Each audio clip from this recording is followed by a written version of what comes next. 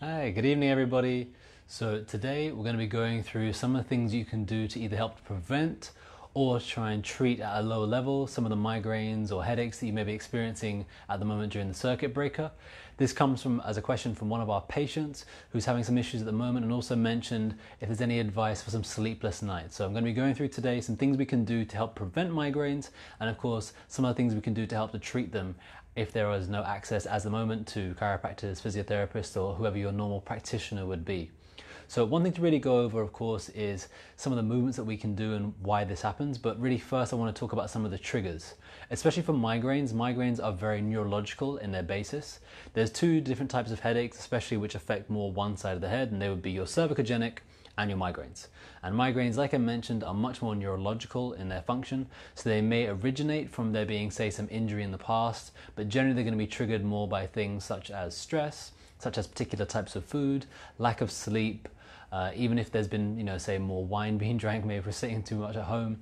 All of these things may attribute and contribute more over time to migraines. So trying to avoid these factors when possible. What I would advise, not just people who are have experienced migraines or have no symptoms at all, I would recommend that if you are spending more time at home sitting, making sure that you do get up and move around as much as possible, especially if the sitting position that you have at work is maybe not as ergonomic as the position that you would have when you're in your office. So making sure that you're getting up and moving around quite a lot, drinking lots of water, of course making sure we're being healthy in the way that we're eating, and also trying to get regular exercise as well. One of the things that can be a factor for people when they do experience migraines is temperature.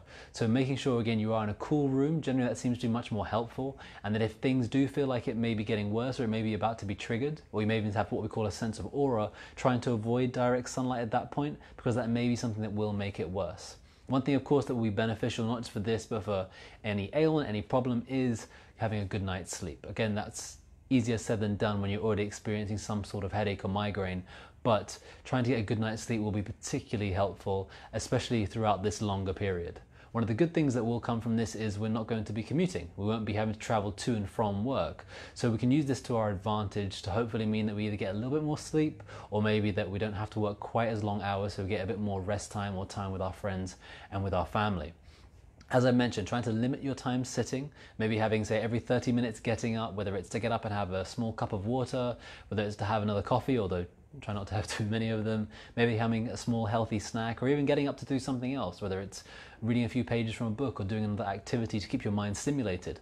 All of these things will be beneficial to help to prevent those migraines or headaches from happening. In terms of things to improve a night's sleep, again, trying to make sure you're getting enough exercise, you're eating healthily. If you're having unhealthy foods, generally it can disrupt the way that you're sleeping, and if you're not getting enough exercise, it will affect the way the hormones are working in the body, making it more difficult for you to fall asleep as naturally. So doing these things should help to get a better night's sleep. As I said, also making sure you're avoiding the triggers.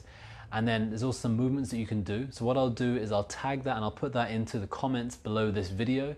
So some other movements you can do, which are going to be passive movements, which will gently help to improve the alignment in the neck, because the nerves from the neck will have that neurological effect, causing problems like migraines. And there's also going to be some stretches, especially for your neck and your shoulders. And these are going to be helping to an extent with migraines, but mostly if you have what we call tension headaches, which are a different type of headache, but it should still be quite helpful.